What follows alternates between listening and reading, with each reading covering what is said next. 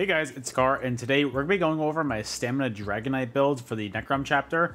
I like this build. It's kind of a nice little one-bar build that's really great for players that can't really switch bars too often. I know that a lot of you guys in my comments have been asking for a more one-bar friendly build, and I felt like this was the best thing I could do for StamDK, so I hope that you guys enjoy. Two quick announcements before we get started. One, if you're not subscribed to this channel, please do so. It is free and it helps me a lot. If you are subscribed to the channel, my second announcement is we did make a second YouTube channel. It's just for my VODs on Twitch. I don't really need you guys to go watch that, but I would really appreciate if you guys still went over and subscribed to it. The link will be in the description. Once we get to that channel to 1,000 subs, I can have it monetized, and that just makes the full-time content creator gig a reality, and it would really help me out a lot. So please take those 2 seconds to go and click that link over to that other channel and just subscribe to it. It would really mean the world to me, please, and thank you so much. But guys, without further ado, let's get started. First things first, we're going to look at our character sheet. We're going to be an Imperial on our Dragonite. I like Imperial the best for StamDK because it just having that built-in reduced cost on all of your abilities, absolutely phenomenal, and I just really am a big fan of it. Having that is just a great way so that you just don't need to really build too much into sustain outside of it. I have 2 different 5-piece sets on here, and both of them are full damage. So Imperial is a great way to just have it so that you don't need to have a 5-piece set for your sustain. So moving on to our attributes. Also, actually, for your race still, if you don't have Imperial, because I know that not everybody does, it's a DLC race, I feel like some really good alternatives to this would be something along the lines of either Orc or Nord, or even Wood Elf would be really good. But overall, I would go with probably Imperial if you have that option. Also, our attributes are going to have 5 points into magic, 30 points into health, and 29 points into stamina to give us a max magic pool of 15.9, max health pool of 32.1, and a max stam pool of 22.0. And overall, I just wanted to show you guys right now to start off this build. We've got 14k base pen, and I think that that's absolutely phenomenal. I really felt like I was hitting hard on this on a lot of people, and I just really was having a good time on this. I liked it a lot. So moving on, we're also going to be using for our Mundus. As you can see, there's so many buffs from Oakensoul. So as you can see, for our Mundus, we're going to be using the Warrior to increase our weapon damage as much as possible. We're also going to be using our Zorgus Smoked Bear Hunch for our food. That's going to increase our max health by 3,675. It's also going to increase our stam and magic recovery by 315 as well.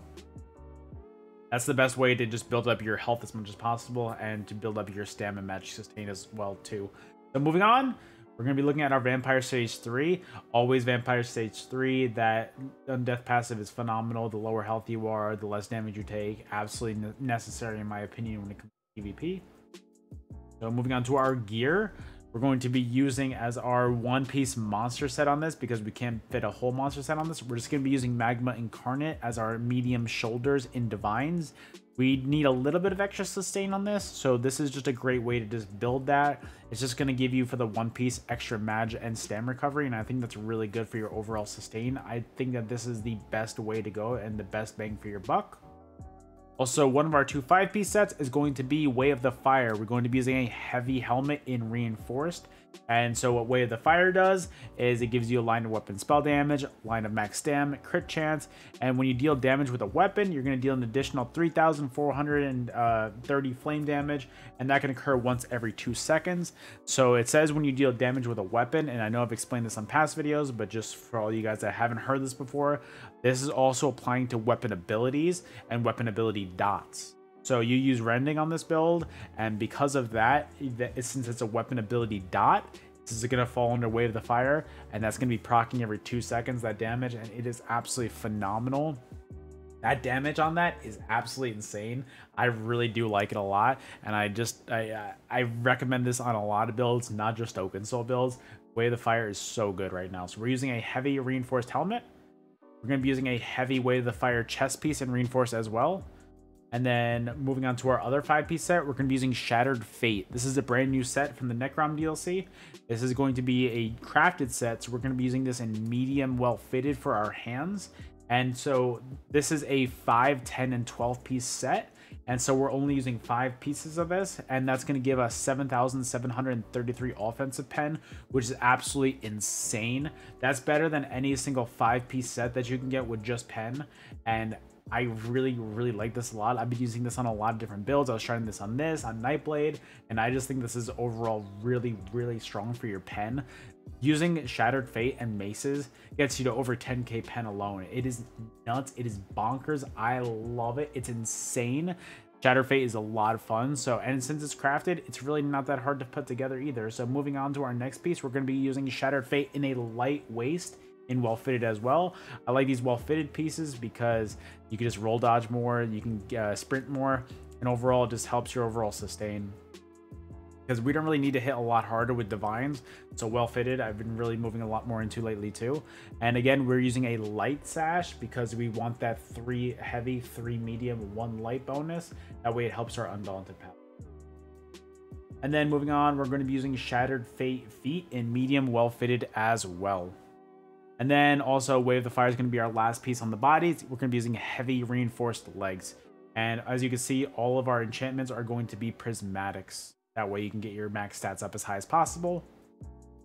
And then we're going to be using Wave the Fire on our jewelry as well. And Wave the Fire, we're going to be using a Bloodthirsty necklace, and we're going to be using a reduced stam cost on this. I was really struggling to sustain without this glyph on, and I definitely recommend using this. If you can sustain outside of it, that's awesome, but I definitely recommend trying the reduced stam cost. It's necessary in my opinion. And then we're also going to be using a Ring of the Fire in the Bloodthirsty trait with a weapon and spell damage enchantment on it. I'm sorry, I sneezed. I was trying to fight that sneeze for so long. Ever since I started talking about the necklace, I was fighting that sneeze, but I couldn't hold it back. I think I might need to sneeze again. I apologize. So again, we're going to be using a Ring of the Fire in the Bloodthirsty trait with a weapon and spell damage enchantment on it. So I like Bloodthirsty a lot because it increases your weapon and spell damage by enemies that are under 90% health by up to 350, and that is massive for your overall damage. It doesn't show it ever on your tooltips, but it is absolutely amazing for your overall damage. And then Oakensoul, Bloodthirsty as well, weapon and spell damage enchantment on it. Oakensoul is going to give you so many buffs. You're going to get Minor Berserk, Minor Courage, Major Brutality, Major Sorcery, Major Prophecy, Major Savagery, Minor Force, Minor Protection, Major Resolve, Minor Mending, Minor Fortitude. I know I'm done. I'm over reading all that. Basically, it gives you a lot of tankiness. That way you don't need to slot a armor buff. It gives you your spell damage buff and weapon damage buff. That way you don't need to slot that. And so that's great for your overall damage healing because you don't need to slot those abilities. You don't ever need to worry about reapplying them. So overall, Oakensoul is in the Bloodthirsty trait. Also, Shattered Fate is going to be our weapons. We're going to be using dual-wield maces. Our main hand is going to be Nirnhoned, and our offhand is going to be Sharpened. And so we're also going to be using poisons too. We're going to be using double dot poisons. I'm sorry, off the top of my head, I don't remember how to make these, but I'm sure if you just look up drain health poisons in your traders, they don't go for that much. And I definitely recommend putting the poisons on here. It gives you a little bit of extra healing, and the extra little bit of source of damage is awesome too. So again, Nirnhoned mace, and offhand is going to be Sharpened mace as well. Moving on to our skills, we're going to be using Rending Slashes as our main spammable. This is going to be what's proccing your Wave the Fire. And then also on top of that, that upfront damage with this is absolutely nuts. It's really good. And that bleed damage is great too. You're just putting a lot of pressure on your enemies. Your next skill is going to be Race Against Time. This is going to be your snare removal, and I definitely recommend having this on your bar. If you don't have Race Against Time, there's one very good alternative that Dragon Knight has, and it is going to be Protective Scale, I believe. If you have the morphed version, it protects you from snare immunity. It gives you snare immunity, and I really think that you need something like that on this build, or you're just going to get stuck and get locked down and just die, unfortunately. So I definitely recommend. The way I always build Oakensoul builds, I always do a snare removal, 2 damage abilities, and 2 heals, and I have never been led wrong with that. So I think Race Against Time is a better option because it's going to be a snare removal and it's going to give you Minor Force and Major Expedition. So I think that it's more bang for your buck with that one ability. But if you don't have Psijic, use Protective Scale and get that morph that gives you the snare immunity. And then Resolving Vigor, this is going to be a nice 5-second heal over time. It's also going to give you Minor Resolve as well, so it's going to increase your physical and spell resistance by 3k for 20 seconds. We're also going to be using Coagulating Blood. This is going to be your burst heal, so Resolving Vigor is for your passive heals over time, but when you're taking too much damage and you need to get right back to full health, Coag's going to be the way to go. And then Noxious, this is going to be also another one of your spammables. I hit Noxious more than I do on Rending. I always make sure that I open a fight with Noxious or one of these two. That way, the Noxious is going to be great upfront damage. Then on top of that, you're also going to be applying Major Breach to your enemies. So it's going to reduce their physical and spell resistance by 6k. So overall, if you look at this, reducing their physical and spell resistance by 6k, that's going to give you about 20k pen on them at all times. So that overall damage that you have with that is nuts. I love it so much. It's been so much fun. Also, our ultimate is going to be Take Flight. We don't need to use Corrosive on this since we're building so much into pen, so that'd be kind of a waste. It wouldn't really make sense.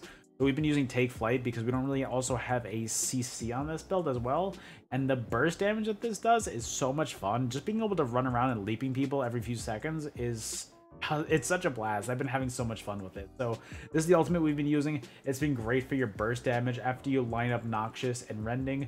Make sure you're using your Take Flight. Do not use this at the beginning of a fight, guys. This is going to be your source of sustain as well as your damage. So always make sure that you're using your abilities first. You do not want to do this that way when you're full stats, because or unless you can finish a kill. Unless you can finish a kill, that's understandable.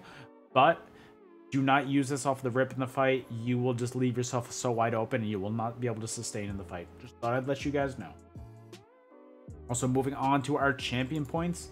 Our blue slottables are going to be Cleansing Revival, Wrathful Strikes, Mastered Arms, and Focus Mending. Our red slottables are going to be Sustained by Suffering, Survival Instinct, Celerity, and Pain's Refuge. And the green tree, the only thing we really care about are Breakfall, Passioner, and Liquid Efficiency. And also, we use Tri-Potions on this build. Tri-Pots are great for your overall sustain and burst healing. I definitely recommend using these as well. It's the best way to just keep your sustain up and just keep your overall resources up as much as possible. But guys, that is it from me. I'm currently on vacation when this build is going to be released, so I hope that you guys enjoy. If I don't get to reply to your comments right away, I apologize. I am on vacation, so I'm probably not going to be looking at my YouTube channel that much. So I hope that you guys enjoy, and when I get back, I will make sure to come up with more builds for you. I have been really enjoying just trying out different things lately. Felt stale for the most part this game, but coming back and just trying new things has been a lot of fun. And we've got some footage for this build as well right after I'm done talking, so enjoy. A few last announcements. I've got 3 announcements real quick. One, if you're not subscribed to the channel, please do so. It is free again, and we just passed 6,200 subs. That is awesome. We're making our way to that 7K mark slowly but surely, so please guys, make sure you subscribe to the channel. I really can't stress that enough. It's just the freest form of support that you can give a YouTuber. Also, if you're still watching and you're subscribed to this channel, but you're not subscribed to my second channel, please go do so. That is free as well. And we want to get that channel monetized and make that full-time content creator gig a reality. So please go do that. It would really mean the world to me. That link is in the description, as well as going and following my Twitch as well. All these builds have a lot of hard work behind them, and when you watch my Twitch, you get to see all of the effort and ideas that are put into these builds. That's where I just play all the time, and overall, if you just want to see the behind the scenes of how these builds are made, that's the best place to go. So make sure you're following my Twitch. When I get back from vacation, I'll be streaming 5 days a week like I always do, so come stop by and just say what's up. But guys, that's it from me. I really hope that you guys enjoyed, and I will see you guys on the next video. Later.